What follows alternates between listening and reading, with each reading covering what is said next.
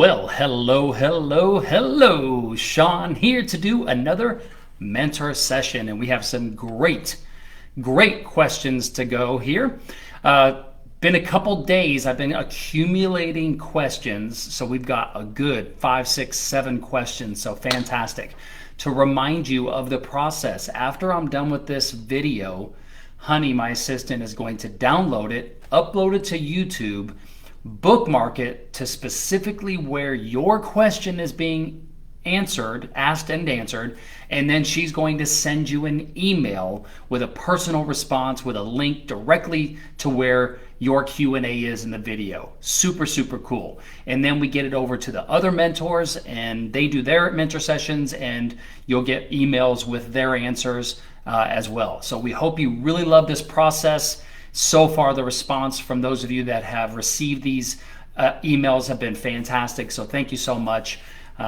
This is kind of a good understanding of, we set up processes initially, Facebook messed us up and we had to create new processes, and this new process I think is even better.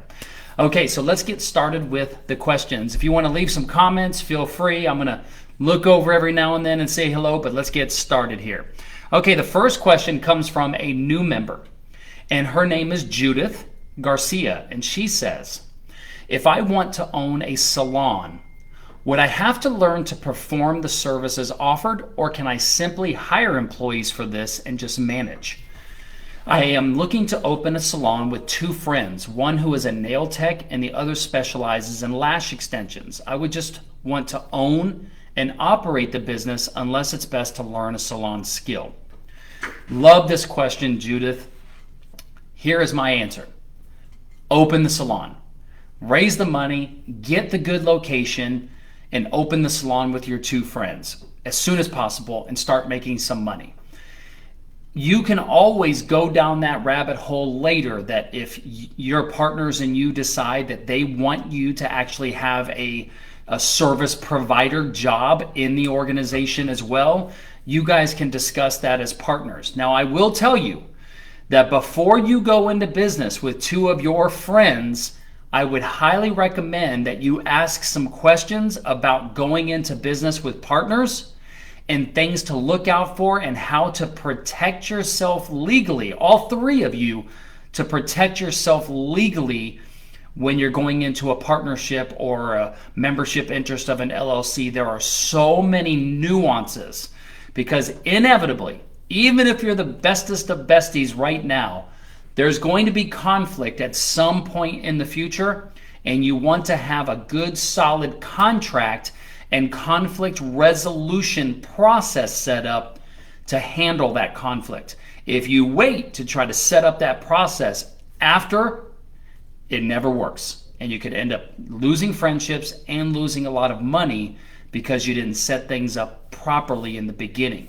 So I would ask some questions around that and let some of our mentors answer. But to answer this question, I think it's a great idea to get started. If you've got 2 friends that will perform the services and you hire other people to perform services, and you take on the role of running the shop, managing inventory, taking care of the culture, the branding, the operations, and all that type of stuff, I think that's a great partnership, and I say go for it. All right? Hope that answers your question.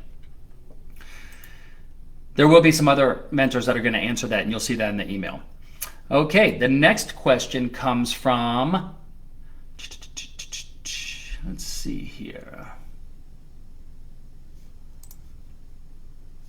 Next question comes from Nigel Messian. Nigel says, I have brand colors on my mind today. How important is color choice? Background, trying to decide what best fits the brand that I want to implement versus my favorite colors. Also, how do I determine which colors will reflect what my brand says versus how I want people to perceive the implied message that they want to convey? I'm excited to be entering into a new career, the art of massage therapy, and I have the privilege of working for a major brand company for the next year that will help me with a portion of the tuition. During this next year, my goals are to improve my techniques and skills and start building my brand and my reputation for my business. My favorite color is deep turquoise, similar to blue-green color combination. I've considered turquoise, black, and white. Okay, so Nigel, good question. In the resource center in the portal, there is a drop down box in the categories called branding. I would start reading all of the articles in that section. And I know that there are quite a few articles and resources specifically around color. It's really important to pick a color palette because your brand is probably going to have more than one color as you're talking about. And it's important to have primary color palette and then your secondary supportive color palette. You'll also need to choose typography, which is font. You've got your header font, subheader, body, all those types of things. And when you're ready to start building that out, I would recommend that you do some initial homework, but then I would recommend reaching back out to me and let me put you in touch with a graphic designer that can help you put together what's called a brand style guide. And that will be how you're going to use your colors, help you choose the colors and all that type of stuff. All right, hope that answers your question. Really excited for you. Okay, next question. We got 8 people in here. Who are the 8 people watching right now? Leave a comment. Tell me who's here. Okay, the next question comes from Michelle Adams from the Sugar Path, who's amazing. Her cupcakes are not good for my diet. All right, the next question comes from Michelle, and she says, 3-part question. What factors do you consider when implementing a wholesale program for your products? What are good margins for buying others' products to add to your e-commerce site? And what are good margins for selling your products wholesale?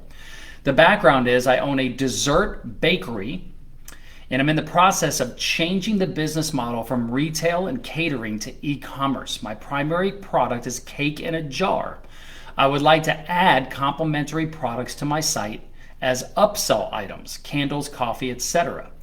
And I'm interested in wholesaling those items from other makers. I have also been asked to wholesale our products in turn. My main goals are the growth of my e-commerce sales and brand awareness. Love this, Michelle. You know I love this. I'm personally coaching you. We're talking about all these things. This is great. I am going to make sure that Jeff answers this question and maybe a couple other mentors that do e-commerce stores, because margins are not my forte as far as percentages and things like that. So what I would say is it is really important that if you're going to wholesale your stuff that you do put together sales sheets on that. Dan, I always say his last name, Abate. Joel always says it, and I always forget how to say it. But Dan could be a good person, but Jeff Bruno would be a great person as far as understanding margins and things as well. So you might even have a conversation with them, but I'm going to get them to answer this question for you. I think I'm going to just talk about the business. I think it's a fantastic idea for you to start building out an e-commerce site that becomes known for a broader category and selling different departments within that category. Utensils, baking dishes, actual items like your cake in a jar and perishable items, as you know, all across things that are going to be in the same realm, but also you can increase your top line revenue and profits by offering more products and services to the same customer. That's how I think you could make a lot of money in that new e-commerce strategy. So I can't offer a lot of guidance as it relates to percentages and margins, but I think it's a great idea, and I'm going to make sure that these other mentors answer this for you, okay? Great question.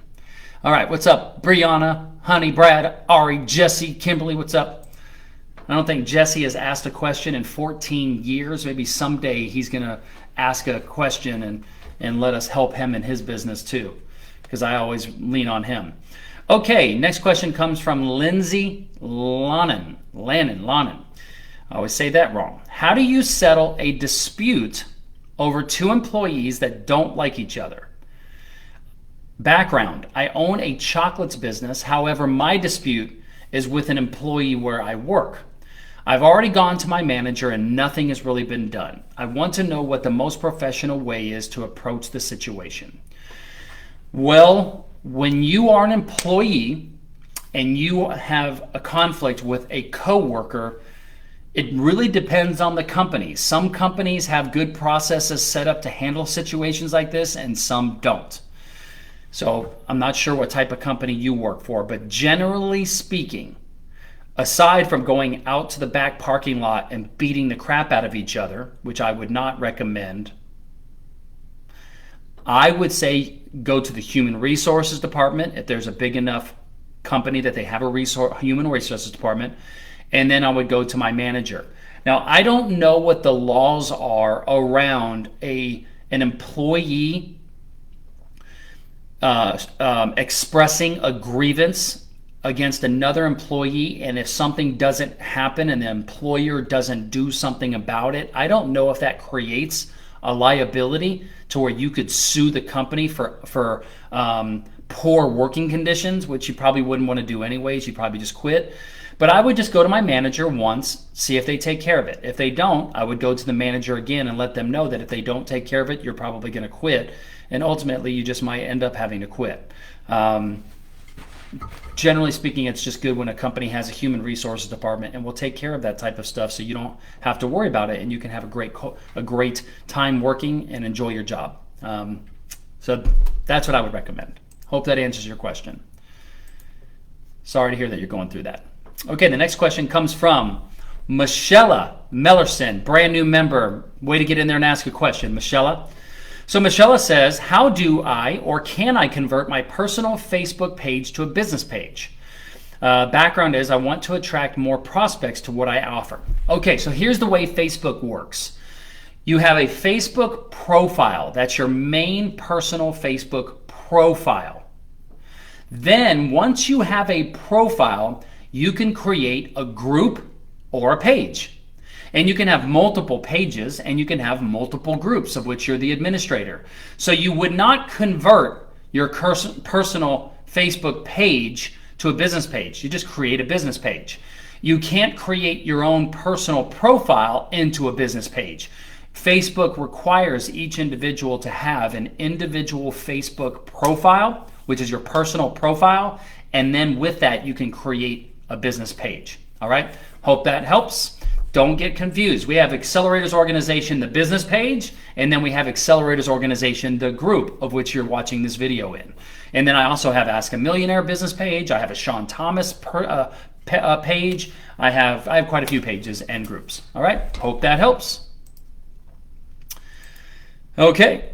Next question comes from Lindsay Grifka. And Lindsay says, how can I get the attention of the buyer after I receive their personal email or a purchasing team email from a cold call to the dispensary?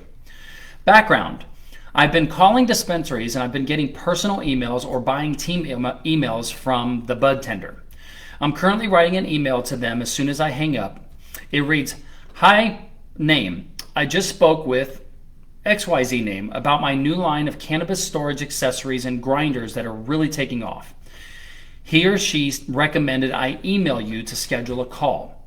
When are you free to chat a bit more about my innovative line?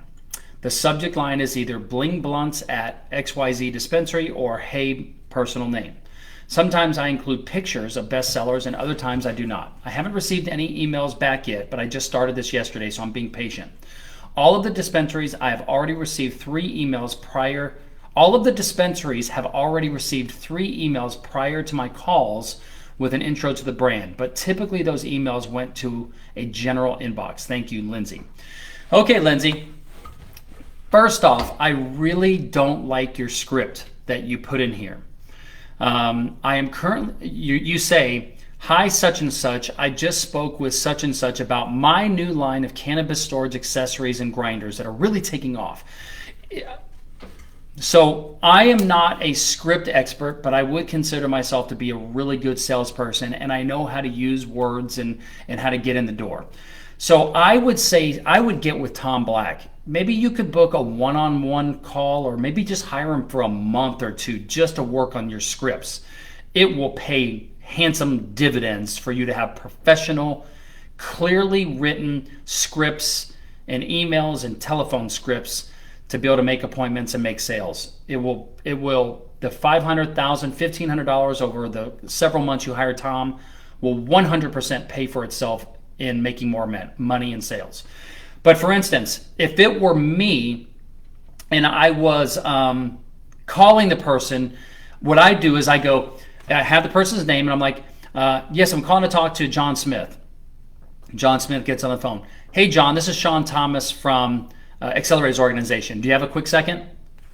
So what I'm doing is I'm asking for permission by saying, do you have a second? If they say yes, which 99% of the time they do say yes, even if they're busy and they don't want to take a cold call, they don't know what I'm calling about. So usually they're just going to say yes. Now they've given me the permission to sell them. If they say no, I just say, hey, well, what time would be a good time to call back? I appreciate it. And then if they say, well, can you tell me what this is about? They're inviting me to pitch them. Psychology and sales. So, hey, John, do you have a quick second? Absolutely. Hey, I've sent you a couple emails. I'm a distributor and owner or proprietor of a specialty line of products that I'd like to discuss getting into your store. What is your process? I wanted to find out your process or how you make decisions to get items in your store. I'm going to be in your area Tuesday and Thursday of next week. What time would be a good time to come by and talk to you about it? Like, I want to use the phone to book an appointment. That's where more sales are going to be made. All right, but I want to find the person's process. So I don't go into talking about how innovative I am, that somebody else recommend. I want to be like, hey, John, I want to get right to the point and respect their time because they have lots of people calling them to try to sell stuff. What is your process? Every organization has a process that they want vendors to go through. And the only way they're going to know if they want to use your product or service is for them to see it, right? Because you're not going to truly be able to explain. And you don't want to just send people to a website because then they either A, don't have to look at it, or B, what are you going to do? Let me just send you to a website and then just magically people are going to call and be like, I want to order this from you. Give me 10,000 of them. If only it were that easy, right? What I want to do is build relationships and get in the door. John, what is your process for adding new products to your shop? Let them tell you the process. Cool. I'm going to be in your area Tuesday or Thursday, and then follow their processes. Be persistent, but follow their processes and be respectful of their time. That's what I would recommend. But I would get really, really good, strong sales scripts if you're going to do an email campaign, and Tom can certainly help you with that. He helped me in my last company, and our sales skyrocketed once we started implementing many of the things that Tom recommended. Jesse Navarro is also an email marketing guru. You could also talk to Jesse, but Jesse's even more expensive than Tom, believe it or not. Jesse is very expensive because he works with big name multimillionaires that he can charge 10, 20 grand a month to, but he's that good. All right, maybe he'll talk to you at no charge because you're an AO member and Jesse's just a really nice guy. Good question. Okay, next question. We have two more questions. The next question comes from Abraham Marcos. Abraham says, what are your recommendations on taking these health supplements below that I am purchasing from Jerry's company, Energy First? I just purchased the items below and I'm wondering how you would recommend taking them. I'm a first timer with all of this. I have vitamins, protein, and so on. So I'm hoping to learn more about this. My quick schedule is I wake up at 5 a.m. Monday through Wednesday, then again on Friday. I clean up the home a little bit, I get ready, and I go to the gym at 6:15. From there, 7:30, and then I go to the shop to start the day. I don't get hungry and usually skip lunch, and most of the time I have like 2 plates at dinner. Thank you. So he's got protein, Greenergy, which is Jerry's green powder, multivitamin, and fish oil. Perfect. This is exactly what I told him to buy. Now, here is my experience share with this, Abraham, because when I first moved to Manhattan Beach back in 2011, and Tony introduced me to, Jerry I met through Entrepreneurs Organization, and I met Jerry. This guy is full of energy. He's in great shape. He owns a supplement company. I was lazy. I had gained a bunch of weight, and I said, hey, Jerry, what is the number one thing that I could do that would take the least amount of time to get the most results? Isn't that what we all want? And he said, here's what I want you to do, Shawn. I want you, when you wake up in the morning, I want you to use my little shake canister, or you can blend it in a Vitamix or a blender. I want you to take anywhere from 2 to 3 glasses of water. So anywhere from 16 to 24 ounces of water, depending on how much your intake is that you can handle in your stomach. 1 scoop of protein, 1 scoop of Greenergy, a multivitamin, and the fish oil. Shake up the drink with the blender bottle, or use your blender, and chug that first thing in the morning. Just chug it and take the vitamins. This is when you wake up, you answer the call of nature, going to the bathroom, then immediately do this. Do this immediately, first thing in the morning. That's just going to jumpstart your day. The first is your body needs the water because you've been sleeping and you're dehydrated, so your body needs the water. Your body needs the protein because your body has a little bit of sleep atrophy, and it's going to wake up the muscles. And then the green is great for your digestive system. It's got probiotics and all other great digestive stuff that's going to help clean you out and keep your gut healthy. Now, here's the only other twist that you could add to this if you wanted, Abraham. I also sometimes go into intermittent fasting, and I like doing fasted workouts, which means I do a workout before I go to sleep, and then I don't eat or drink anything after my workout at night. That way my body burns a lot of calories while I'm sleeping. That's how I've lost so much weight the last 30 days. Then I wake up in the morning and I actually do a fasted workout, like fasted cardio or maybe even some weight training. Your energy level is going to be lower, so you might not be able to do a heavy weightlifting session, but you could do fasted cardio. That's going to burn more fat, which is also going to help you lose more fat loss. Then after I do my fasted workout in the morning, I take a shower and then I have my protein shake. So that's the only little difference that you could do. But I would say to start off with what you're doing, I would start off right away and go ahead and have the protein shake, then go work out. Just get that protein shake in as soon as possible, because it's kind of hard that you're going to get kind of burpy if you drink the shake and then immediately work out. If you can have 30 minutes in between, that would be great to just kind of digest a little bit of it. But that's what I would recommend, okay? And then don't skip meals. That's another big part of weight management, is not skipping meals. So instead of skipping lunch, eat one of Jerry's protein bars, or just have another shake. 1 scoop of the green, 1 scoop of the powder. Just have another shake. Good calories, healthy calories, get you some protein and better and stuff for your gut. Don't skip meals to where you eat way more at night. Most people that are on health plans say don't eat after 6:30, 7 o'clock, so that you've got a few hours before you go to sleep. And if you can get a workout in after that, is even better. So that's what I would recommend. Hope that helps, man. I'll make sure that Jerry answers this for you as well. Okay, the last question comes from Patrick. And Patrick says, as I start ramping up my calls and account acquisition, at what point in my process is a good time to ask for a contract for my services to be signed? 90 days, 120 days, yearly term? I know there are a few approaches to this, and I'd like to get your input. Business description is e-commerce and Amazon. Okay, I'm a little bit confused. As I start ramping up my calls and account acquisition, at what point in the process is a good time to ask for a contract for my services to be signed? I mean, I don't know if that's a trick question, Patrick, but the goal of a sales call is to get a contract signed as soon as possible. Are you asking for what is the length of the contract that you would want someone to sign on for? I mean, obviously, the longer you can have a contract with someone, the better. But when it comes to making sales calls, the goal of a sales professional is this: to move the buyer to a buying decision. And every buying decision and buyer is going to be unique and different. You will start to understand, as you know, your sales cycle from a generic perspective, a generality, but some people might sign. I remember I've made sales the same day on the first call before. And then sometimes it took me 6 months to make a deal. It took me a year to make a deal. But my job as a professional salesperson is to continually be moving the buyer to a buying decision. Whether it's a yes or a no, I want to get that buyer to make a decision. If you need to re-ask this question and you're asking about terms and length of contracts and things like that, just re-ask your question and make sure that you're clear on the description of what you're asking, so we can make sure and get you the best answer we can, okay? All right, that is all of the questions that we have today.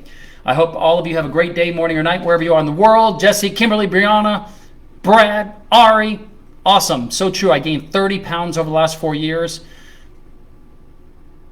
And I went from like 6 meals a day to 2. Yes. The less we eat sometimes, the lower our metabolism, the slower our metabolism. That's exactly what happened with me. Now, with how much I'm exercising, and yes, this isn't the replay, Heather, you're watching it live right now. Now I am eating a little bit all throughout the day, and I'm working out twice a day. I have lost, I'm telling you, I'm down to 205 pounds. I am back to wearing the clothes that I haven't been able to wear in 5 years. When you guys see me in Nashville next month, you're going to be like, whoa. Like, I had to keep up with Heather. I mean, Heather went on this plane of losing a lot of weight, and I was like, I got to keep up with Heather. Heather's like, you can have my fucking diet. All right, I hope you guys have a great day. That's all the questions, and I will see you on the next live stream or announcement or email or something. I don't know. I'm sure I'll see you soon. All right, talk to you later.